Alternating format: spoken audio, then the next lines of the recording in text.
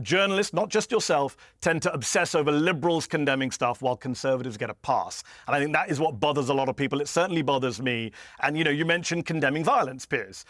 Hey everyone, welcome back to the channel. I'm so glad you're here. So today we're diving into something that got heated.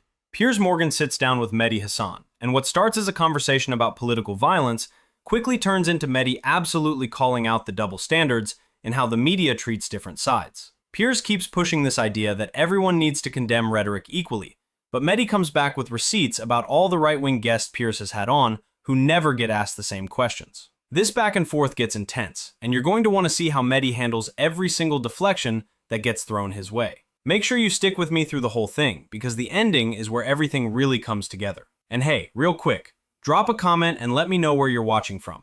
I love seeing where everyone's tuning in, so don't be shy. Alright, let's jump into it. I'm asking you to condemn what happened as an egregious attack on democracy. Can you do that? No, I won't. No, I won't. You can't do that. You see, so why the hell, frankly, Destiny, absolutely not. why the hell should we listen to a word you have to say? I found that pretty startling, actually, and very indicative of what I've sensed about politics in America, in Britain, and other countries as well. That since the advent of social media in particular, fueling this kind of toxic tribal nature of discourse, that if you can't condemn a 20-year-old with an AR-15 trying to blow the brains out of a president, whoever it is, whichever side that president comes from, in the same way, and I'm not going to go over this with you today because I want to stick onto the Trump story, but it's why I always ask people in the Israel-Hamas war debate, did you condemn what happened on October the 7th? Because frankly, it's quite illuminating if people can't condemn horror when they see it. I'm not comparing the two, and I don't want you to respond to that part of it. But what I do want to just get your reaction to is, do you share my discomfort that people have got so entrenched into their side now, so entrenched that they just simply can't see the wood for the trees and say something which is vaguely humane? Look, that is a very fair point. I'm not a fan of Destiny, but let me just put some of what he was saying in context, because I watched that discussion. I think the point he was trying to make, and I think he did it badly, is that there is a double standard here. That as with the Palestine-Israel debate, where you tend to only ask Palestinians to condemn and not Israelis, journalists, not just yourself, tend to obsess over liberals condemning stuff while conservatives get a pass. And I think that is what bothers a lot of people. It certainly bothers me. And, you mentioned condemning violence, Piers. On Monday's show, you had Ben Shapiro on. I think you had the Texas Congressman Dan Crenshaw on. And you had Rudy Giuliani on, right? All three of them have at some point glorified violence, embraced violence, incited violence. Dan Crenshaw's put out videos where he's blowing stuff up, beating up left-wingers. Rudy Giuliani, as you know, Piers, on January the 6th, told an armed mob to do trial by combat.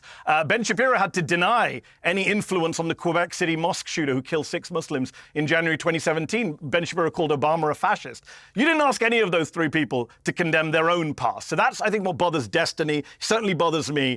We have one party in this country, one movement that's been inciting violence for years. That's the Republican Party and the conservative movement. And yet one bullet is fired by a registered Republican voter on Saturday, and suddenly it's the liberals must condemn Democrats. Joe Biden sitting on TV mumbling defensively, I shouldn't have said bullseye. It's a joke. Come on, Piers. You know and I know that the political violence in this country is coming from the right. The incitement's coming from the right. Donald Trump has embraced violence more than any other political candidate in my lifetime. Let me respond to that. I look, in relation to things like January the 6th, my record speaks for itself. I wrote a number of pretty blistering columns about how appalling I found that and what a shocking attack on democracy it was and how shameful Trump's rhetoric was on the day to fuel the mob. Make no pretense of that whatsoever.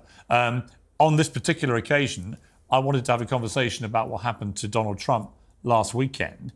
One of the things that I would counter what you've just said with is, this idea that somehow the left have been completely blameless. And just to remind people, I'm not on the right. I'm not a conservative, never have been, right? I mean, I voted for Margaret Thatcher when I was about 18. But I've also voted for Tony Blair, and I've voted for, left-wing leaders before, and I ran a Daily Mirror, which, as you know, was a left-leaning newspaper in Britain for 10 years. So this idea that I'm on the right, as some people try and paint me, is for the birds. However, what I try and do is be fair-minded about the culpability of both sides. And I'll return the favour by criticising you, because one of my big bugbears here has been the persistent analogies and comparisons of Donald Trump to Adolf Hitler. Okay, this is exactly what I'm talking about. When someone refuses to condemn political violence, that tells you everything about where we are right now. And look, I get why Piers is frustrated with that response from Destiny, but here's where this gets interesting. Mehdi comes in and flips the entire conversation. Because when Mehdi said journalists, not just yourself, tend to obsess over liberals condemning stuff while conservatives get a pass, that's the core issue nobody wants to address. Think about it.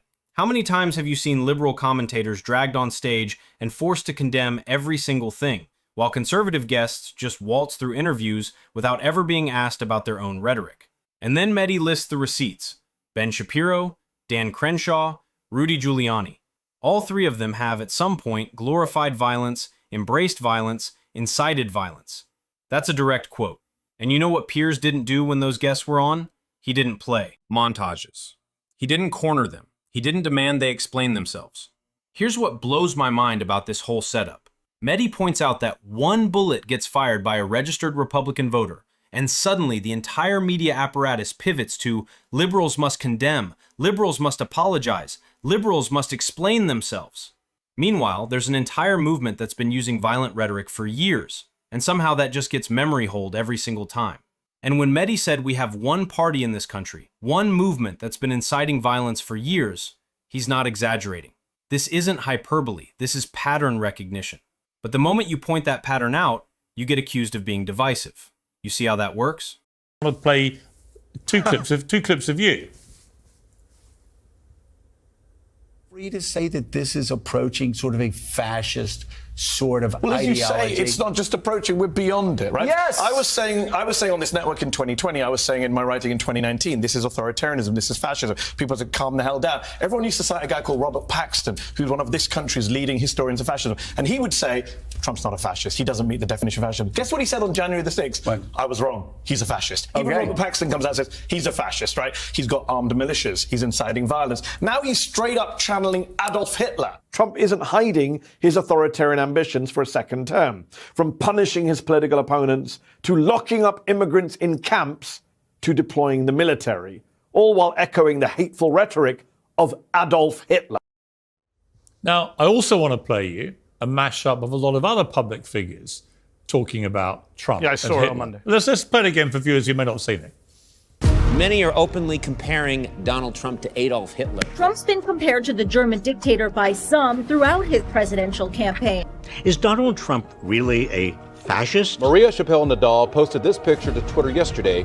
It appears to compare Donald Trump to Hitler. Former President Trump doubles down on a phrase many say he borrowed from Hitler. President Fantasyland decided to take a page out of Adolf Hitler's playbook last week. Yes, Donald Trump took his Hitler cosplay to the next level. Do you want to clear the air because you think you're being unfavorably compared to Donald Trump? A unified Reich? That's Hitler's language. That's not America's. New York's Daily News ran this front page earlier this week. Trump is Hitler. According to the Washington Post, Trump has long toyed with the language of fascists. Former President Donald Trump allegedly praised Adolf Hitler, saying the Nazi leader had, quote, done some good things.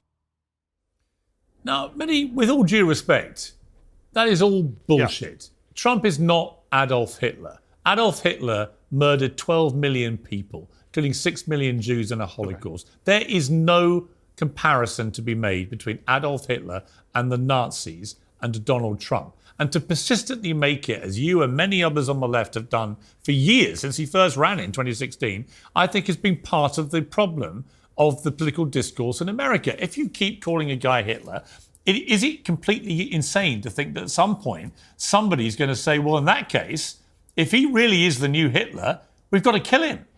I mean, wouldn't you be the first to construct a moral argument that if somebody is literally the new Hitler right now on this planet, there is an absolute moral imperative, indeed duty, to kill that person? Otherwise, he's not the new Hitler. Okay. He can't be both. Let's unpack. There's a lot there, Piers. You said a lot there and played a very long chunk. Let's respond to some of the things. First of all, you say that's all bullshit, you said, playing that clip a moment ago. That clip ended with Willie Geist of NBC reporting that Donald Trump said Hitler did some good things. How is that bullshit? That's what Donald Trump said. Because if you read the whole context of what he actually said that day, it's a deliberately misconstrued tiny part of what he said. It's not. It is actually. It's not. It's what John Kelly said. Well, hold on. You had a long question. Let me respond to you. He also said, you quoted me on MSNBC. Yeah, I was responding to Trump literally quoting lines from Mein Kampf, poisoning the blood of this country. Piers, you're not a racist, I hope. You don't agree with saying that immigrants are poisoning the blood of this country. Do you think he is the new Hitler? That is a Nazi line. Hold on. That is a Nazi. That's not. No. Now watch what Piers does here. He plays this montage trying to make it seem like everyone's just throwing around comparisons recklessly. But here's the thing, and this is what people miss. When you actually quote someone's rhetoric, and that rhetoric matches historical fascist language, pointing that out isn't hysteria. It's documentation. Mehdi was absolutely right when he said, this is authoritarianism. This is fascism. And you know what's fascinating? Historians of fascism have said the exact same thing. Robert Paxton, one of the leading scholars on this topic, initially said, no, it doesn't meet the definition. Then, after January 6th, he said, I was wrong. That's a scholar changing their position based on evidence. But then Piers asks this question that sounds reasonable on the surface. If you keep calling a guy Hitler, is it completely insane to think that at some point somebody's going to say, well, in that case, if he really is the new Hitler, we've got to kill him? And this is where the entire framing breaks down. Because Piers is essentially saying, if you accurately describe authoritarian rhetoric, you're responsible for violence. That's backwards causation. Let me break this down differently. If a political figure uses language about poisoning the blood of the country, that's a direct line from Mein Kampf. That's not an interpretation, that's not a loose comparison, that's literal text. And when Mehdi says, you're not a racist, I hope, you don't agree with saying immigrants are poisoning the blood of this country. That is a Nazi line. He's doing what journalists are supposed to do. He's connecting rhetoric to its historical context. Here's an analogy that might help. If someone started using segregationist language from the 1960s, would pointing that out make you responsible if violence occurred? Or would the person using that language bear responsibility? The framing matters. Responding to you played a clip of me. So I'm going to talk about what I said. I stand by the line that Donald Trump is echoing the rhetoric of Adolf Hitler. He is. That's a fact. Donald Trump praised Hitler, according to his own Republican chief of staff. That is a fact. And stop saying the left calls him Hitler. You know who called him America's Hitler? His running mate, J.D. Vance, a Republican senator, called him America's Hitler. So don't by the way, he was wrong this too. Is the left. He was Republicans, wrong too. Doesn't matter whether he was wrong. You're wrong to say it was the left. J.D. Vance called him. Well, no, you're wrong. You're wrong, Piers, because J.D. Vance is a Republican. He compared him to Hitler. People who have looked at what Trump and said has done, fascism experts, have said the guy is echoing fascist rhetoric. This is a guy, Piers, and I know you are the grandson of a British war hero who fought the Nazis. I know Captain Mark Oliver was a World War II hero who fought the Nazis. Matthew so I don't Oliver, say this lightly when I say this. Matthew Oliver, excuse me, war hero for our country. And yet today, you're taking light of the fact that Donald Trump quotes Adolf Hitler. He praises Nazis at Charlottesville as very fine people. He hosts a Nazi Holocaust denier for dinner at his home. Did you condemn that? I mean, it's absurd. And by the way, you say you're not right-wing. I did condemn that. You say you're not right-wing, Piers, and yet you give your right-wing guests a pass. Ben Shapiro came on your show on Monday. You didn't ask him about calling Barack Obama a fascist. Did he incite violence against Barack Obama? Why didn't you ask Ben Shapiro? Why are you playing a clip of me on Trump, but you didn't play a clip of Shapiro on Barack Obama? Never mind what interviews I've done with other people. What I'm curious about is, do you... Well, I can't... Well, when you tell me you're not right-wing, let me ask you. Let me ask you. Let me ask you. Liberal and left guests. Mehdi, do you genuinely believe that Donald Trump is the new Hitler? Yes or no? No, I don't believe he's the new Hitler. I believe he's someone who quotes Hitler. Do you believe that he should have hosted a Holocaust-denying Hitler supporter at his home for dinner? No. I tweeted he shouldn't have done. So then why are you giving him a pass? Why are you always praising him on your show? Why don't you start every show saying, not giving him a pass. Why is a guy running for president who... come on, Piers, I've watched you for the last 3 days. You've been bathing him with praise. This is a guy who hosts a Holocaust at his home, quotes Hitler, praises Nazis, calls African countries shithole countries, tells non-white women to go back to the countries they came from, says black people like me more because I got indicted. Don't misquote me. You don't cover this stuff. Don't misquote me. And by the way, viewers know. If you want to know my views about all the things you've just been saying, they're all there, public record. I'm a weekly columnist. I've condemned Trump for many things, but he is not the new Hitler. That's easy to do, but overall, you're still supporting him for Hitler. Let me point out a point. You haven't called for him to stand down from the race. You called for Biden to stand down, but not a convicted criminal who praises Hitler. Well, we're going to come to Biden where we'll find common ground, I'm sure. But the point I've been making about Trump since the attempted assassination... It's your double standards that's the problem, I've only made 2 points about Trump, I'm sure we have common ground. Mehdi, I've only made 2 points about Trump since the weekend. One, he showed incredible personal courage in the seconds after he was shot to get back up when he didn't know if there were still other shooters out there and to show such defiance. Okay, you may not think so, but I did, right? Secondly, I'm saying fair enough. That literally means it's a fair point. Okay. And secondly, the only other point I've made is I genuinely think this is going to propel him back to the White House. And this is where Mehdi delivers the absolute knockout. When he said, you know who called him America's Hitler? His running mate, J.D. Vance, a Republican senator, called him America's Hitler. That completely destroys the narrative that this is just liberal media hysteria. His own VP pick said it. His own VP pick. You cannot blame the left for a comparison that came from inside the same political movement. That's not partisan bias. That's Republicans assessing their own candidate and using that language. So when Piers tries to make this about liberal rhetoric being dangerous, Mehdi just drops the receipts that obliterate that framing. And then we get to the dinner with the Holocaust denier. He praises Nazis at Charlottesville as very fine people. He hosts a Nazi Holocaust denier for dinner at his home. These are documented events. These happened. And the question Mehdi asks is perfect. Did you condemn that? Because if we're going to have a conversation about dangerous rhetoric and associations, let's actually have that conversation honestly. But instead, what does Piers do? He deflects. He pivots. He says, never mind what interviews I've done with other people. And Mehdi calls it out immediately. You give your right-wing guests a pass. Ben Shapiro came on your show on Monday. You didn't ask him about calling Barack Obama a fascist. That's the double standard in action, right there on screen. Here's what makes this so important looking back at it now. This pattern we're seeing, where one side gets held to an impossible standard, while the other side gets endless benefit of the doubt.